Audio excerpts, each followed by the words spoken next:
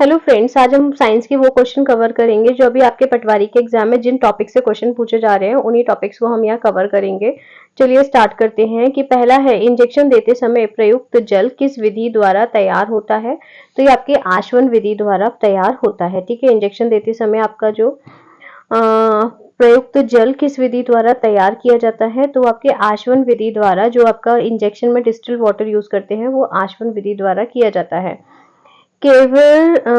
केवराटोमलेशिया या जीरोप्थेल्मिया रोग किस विटामिन की कमी का लक्षण है। ठीक है, तो ये आपके विटामिन ए की कमी का लक्षण है। ठीक है, केवराटोमलेशिया या जीरोप्थेल्मिया रोग जो है ये आपके विटामिन ए की कमी का लक्षण है। फिर आता है कि मादा एनोफिलीज मच्छर के मुख में चुभने वाले अंग होते हैं, तो ये आपके होते हैं मुखांग में चुभने वाले अंग जो होते हैं ये आपके होते हैं मैक्सिला एवं मैंडेबल। ठीक है, जो मैक्सिला और मैंडेबल जो होते हैं ये आपके चुभने वाले अंग होते हैं मादा एनोफिलीज मच्छर में। गोताखोर जो है समुद्र के अंदर सांस लेने के लिए जो है ऑक्सीजन के साथ हीलियम लेकर के जाते हैं। शब्द रेडियो एक्टिविटी में क्या होता है। यह एक बड़ा केंद्रक विस्फोट के साथ फूटता है तथा इससे छोटी छोटी न्यूट्रॉन की तरह कर्णिकाएं निकलती हैं। ठीक है, जो आपका रेडियो एक्टिविटी है इसमें क्या होता है, यह एक बड़ा केंद्रक विस्फोट के साथ टूटता है तथा इसमें क्या होता है कि रेडियो एक्टिविटी में छोटे छोटे न्यूट्रॉन्स की तरह कणिकाएं निकलती हैं।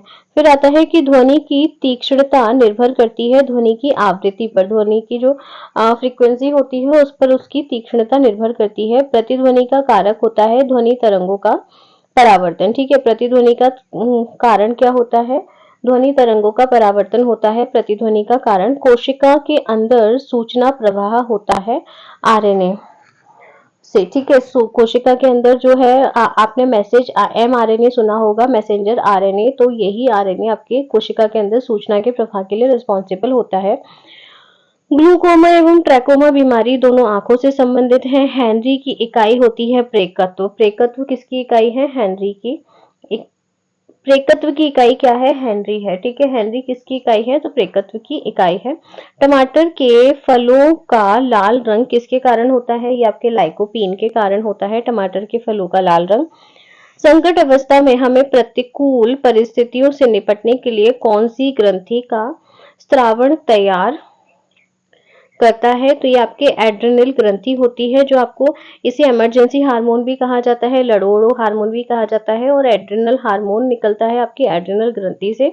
तो यही यहाँ पूछा गया है कि संकट के समय पर हमें कौन सी हार्मोन, कौन सी ग्रंथि हमें रेडी करती है, तो वो आपकी एड्रेनल ग्रंथि होती है। बैक्टीरियोफेज क्या है, बैक्टीरियोफेज आपका एक परजीवी पैरासाइट वायरस है।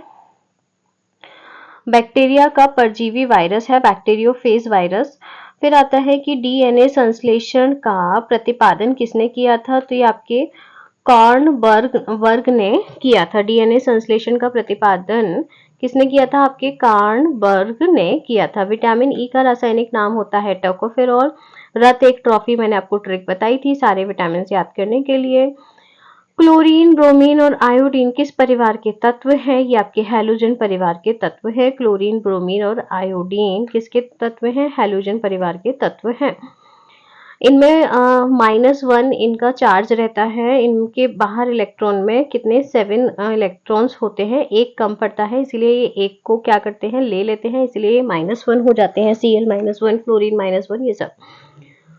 शुद्ध सोना कितने कैरेट का होता है, 24 कैरेट का होता है शुद्ध सोना। प्रत्येक पदार्थ में उसके द्रव्यमान के कारण ऊर्जा भी होती है, यह सिद्धांत किस वैज्ञानिक ने प्रतिपादित किया था, यह आपके आइंस्टाइन ने प्रतिपादित किया था कि प्रत्येक पदार्थ में उसके द्रव्यमान के कारण क्या होता है, ऊर्जा भी होती है। यह सिद्धांत आपके वैज्ञानिक आइंस्टीन ने दिया था। कैलोमेल का रासायनिक नाम क्या है, मर्क्यूरस क्लोराइड। ठीक है, कैलोमेल का रासायनिक नेम होता है मर्क्यूरस क्लोराइड। गंधक के साथ में रबर को गर्म करने की क्रिया आपकी वल्केनाइजेशन कहलाती है, वल्कनीकरण कहलाती है।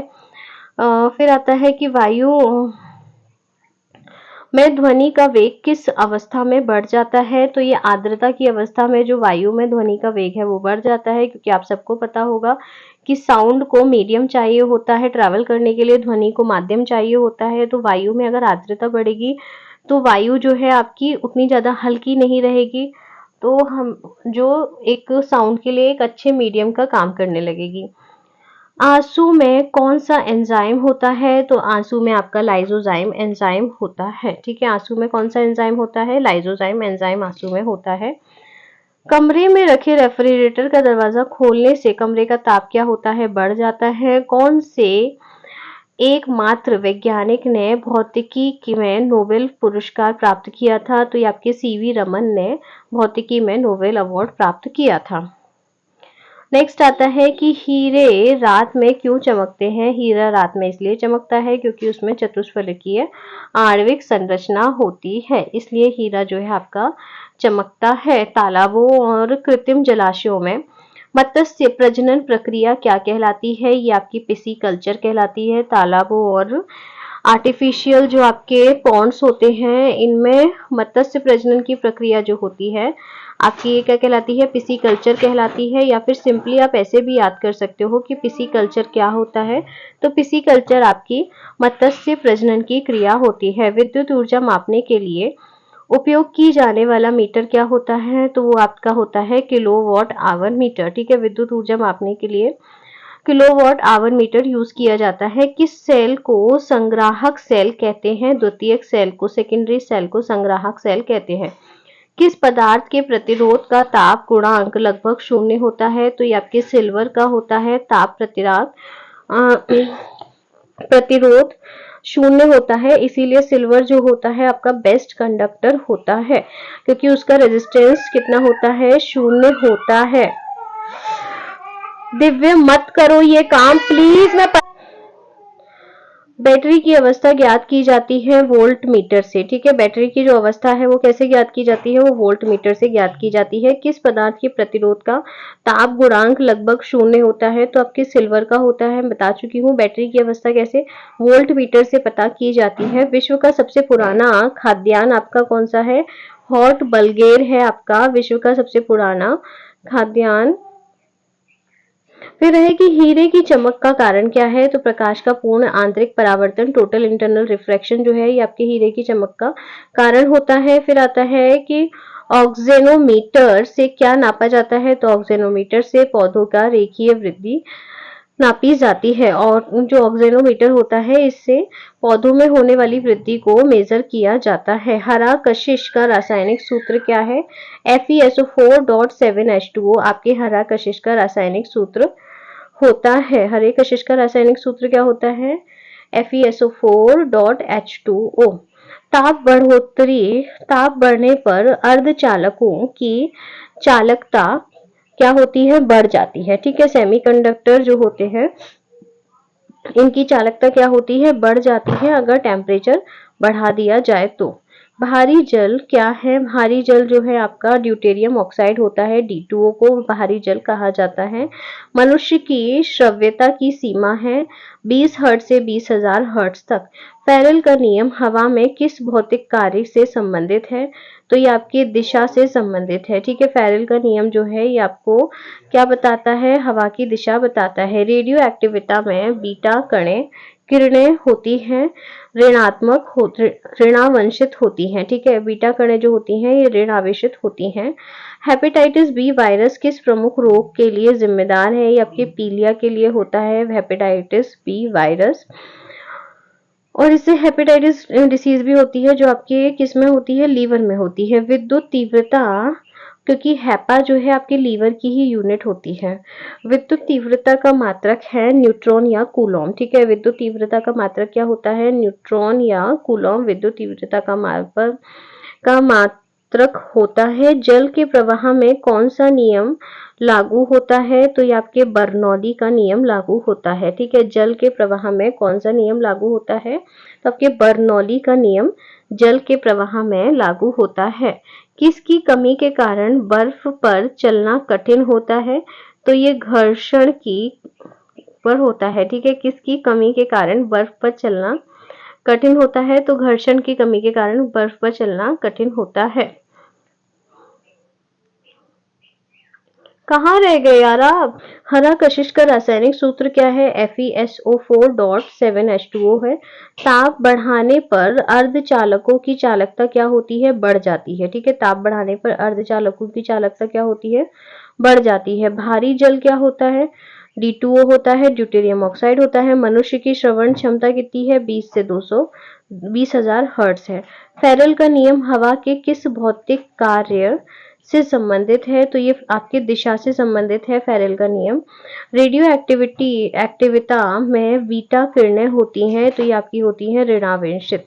हेपेटाइटिस बी वायरस किस प्रमुख रोग के लिए जिम्मेदार है? तो ये आपके पीलिया रोग के लिए हेपेटाइटिस बी। विद्युत तीव्रता का मात्रक आपका होता है न्यूटन पर कूलम। ठीक है, विद्युत तीव्रता का मात्रक क्या होता है? न्यूटन पर कूलम होता है।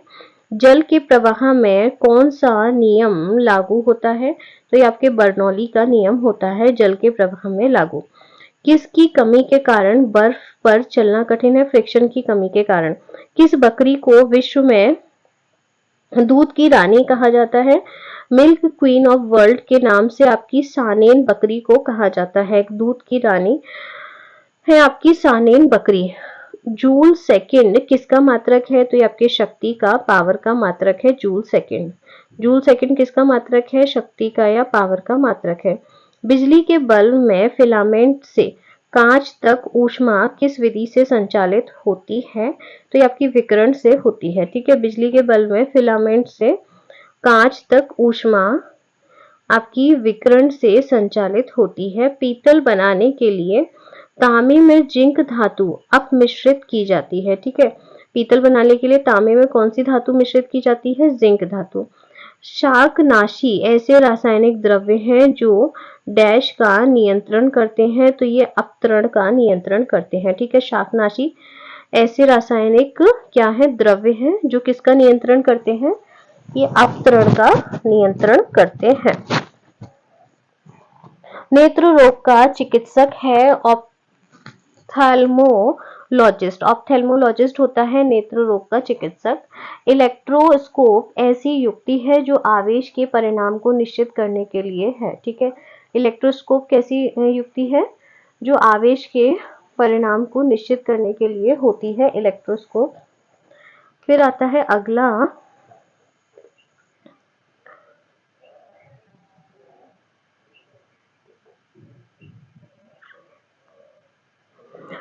रांगा मिश्र धातु है टिन और शीशे का। रांगा जो मिश्र धातु होता है ये आपके टिन और शीशे का मिश्र धातु होता है रांगा। इसकी ट्रिक होती है शीट। शीट से लगाया जाता है शोल्डर। ठीक है, ये रांगे को इंग्लिश में शोल्डर कहा जाता है। बायोगैस में मुख्यतः क्या होता है? तो बायोगैस में मुख्यतः मीथेन होता है। फिर आता है कि अगर वायुमंडल ना होता तो दिन की लंबाई पर क्या प्रभाव पड़ता? ये कम हो जाती। ठीक है, अगर वायुमंडल ना होता तो दिन की लंबाई क्या हो जाती? कम हो जाती। कांच पर लिखने के लिए किस अम्ल का प्रयोग किया जाता है? तो कांच पर लिखने के लिए हाइड्रोजन फ्लोराइड अम्ल का प्रयोग किया जाता है। ठीक है, कांच पर लिखने के लिए किस अम्ल का प्रयोग किया जाता है? हाइड्रोजन फ्लोराइड अम्ल का प्रयोग किया जाता है। स्टार्च को माल्टोज में परिवर्तित करने वाला एंजाइम है एमाइलेज एंजाइम। ठीक है, स्टार्च को माल्टोज में परिवर्तित करने वाला एंजाइम कौन सा है? तो वो है आपका एमाइलेज एंजाइम, स्टार्च को माल्टोज में परिवर्तित करता है। परमाणु घड़ी किस प्रभाव के अंतर्गत कार्य करती है? तो ये आपके पीजोइलेक्ट्रिक प्रभाव के अंतर्गत काम करती है। पीजोइलेक्ट्रिक प्रभाव के अंतर्गत आपकी परमाणु घड़ी काम करती है। माइका ऊष्मा और विद्युत के लिए क्या होता है? सुचालक होता है। जो माइका होता है ये आपके ऊष्मा का तो सुचालक होता है, हीट का तो सुचालक होता है, लेकिन इलेक्ट्रिसिटी का कुचालक होता है। इसीलिए जो आपकी प्रेस होती है और आपकी हीटर्स वगैरह होते हैं इसमें माइका की शीट यूज की जाती है। ठीक है, अत्यतन निम्न ताप पर भौतिकी के अध्ययन को क्या कहते हैं? इसे क्रायोजेनिक्स कहते हैं। अत्यधिक जो निम्न ताप होता है, वेरी लो टेम्परेचर पर जो भी आपका काम किया जाता है उसे क्रायोजेनिक्स कहा जाता है, क्योंकि क्रायो का मतलब ही होता है निम्न ताप या लो टेम्परेचर। किसके कारण खुले में रखा दूध कुछ देर बाद खट्टा हो जाता है? तो ये आपके लैक्टिक एसिड के कारण खुले में रखा दूध क्या हो जाता है? खट्टा हो जाता है। हवाई जहाज को बनाने में कौन से फाइबर का प्रयोग किया जाता है? तो ये आपके कार्बन फाइबर का प्रयोग किया जाता है हवाई जहाज को बनाने में। हरे पौधे में प्रकाश संश्लेषण की इकाई क्या कहलाती है? ये क्वांटोसोम कहलाती है। क्वांटोसोम कहलाती है आपके हरे पौधे में प्रकाश संश्लेषण की इकाई क्या कहलाती है? क्वांटोसोम कहलाती है। जब दो हल्के नाविक मिलकर भारी नाविक की रचना करते हैं तो उनमें कौन सी प्रक्रिया होती है? उनमें नाभिकीय संलयन की प्रक्रिया होती है। जब दो हल्के नाविक क्या करते हैं? मिलकर के एक भारी नाविक बनाते हैं तो उसे कहा जाता है नाभिकीय संलयन। पृथ्वी से पलायन वेग का मान कितना होता है? एस्केप वेलोसिटी कितनी होती है? तो ये है आपकी 11.2 किलोमीटर पर सेकंड। मैंने अभी अभी आपको बताया था कि अर्थ की एस्केप वेलोसिटी है 11.2 किलोमीटर पर सेकंड और मून की है 2.4 किलोमीटर पर सेकंड। आग लगने वाला नापाम बम में आग उत्पन्न करने वाला मुख्य पदार्थ कौन सा है? तो ये आपका होता है नेफ्थेनेट पामीनेट, ठीक है, पामीटेट। ये आग लगने वाला नापाम बम होता है। इसमें जो आग लगाने के लिए जो मुख्य पदार्थ है वो है आपका नेफ्थेनेट पामीटेट। झील में फेंके हुए पत्थर के डूबने पर उत्क्षेप बल का क्या होता है? ये आपका क्या रहता है? नियत रहता है, ठीक है। झील में फेंके हुए पत्थर के डूबने पर जो अपतृष्ट बल होता है तो वो क्या हो जाता है? कांस्टेंट हो जाता है, ठीक है। माइका ऊष्मा और विद्युत का ये रिपीट हो गया है। ये भी रिपीट हो गया है। किसी वस्तु का वेग दुगना करने से उसकी गतिज ऊर्जा कितनी हो जाती है? तो वो 4 गुनी हो जाती है, ठीक है। कोई भी वस्तु है उसका अगर वेग जो है उसे अगर दुगना कर दिया जाए तो उसकी जो गतिज ऊर्जा रहेगी वो कैसी हो जाएगी? वो 4 गुनी हो जाएगी। काइनेटिक एनर्जी 4 टाइम्स हो जाती है। फिर आता है आपका रासायनिक दृष्टि से भारी जल क्या है? तो रासायनिक दृष्टि से भारी जल है आपका ड्यूटेरियम ऑक्साइड D2O होता है। किस गैस में सड़े अंडे की गंध आती है? तो हाइड्रोजन सल्फाइड में सड़े अंडे की गंध आती है और ओजोन में सड़ी मछली की गंध आती है। न्यूरॉन्स किसकी इकाई का नाम है? न्यूरॉन्स जो है नर्वस सिस्टम या आपकी तंत्रिका तंत्र की इकाई का नाम है। किसी तारे का रंग किससे निर्धारित होता है? तो तारे के माप से उसका रंग निर्धारित होता है। शरीर में रक्त बैंक का काम कौन सा अंग करता है?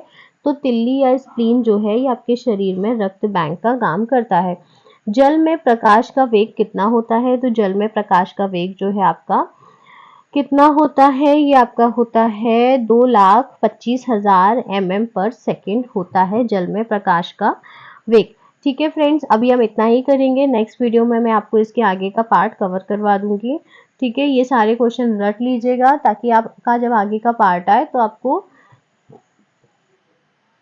इसमें बर्डन ना रहे कि पिछला भी याद नहीं है तो आगे कैसे करूंगा। पूरी सीरीज कवर कर लो, एक भी क्वेश्चन बाहर नहीं जाएगा साइंस का।